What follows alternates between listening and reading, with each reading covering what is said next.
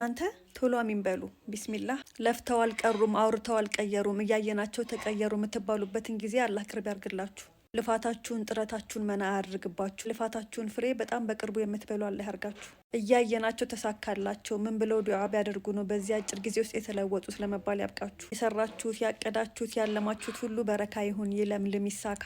አላህ ትርፍን እንጂ ኪሳራን አያሳውቃችሁ። ስራችሁን ያስተካክልላችሁ፣ የከፍታ ማማ ላይ ያውጣችሁ። ይሄ ዱዓ አሚን ላላችሁት ሁሉ ይሁን። አላሁመ ሰሊ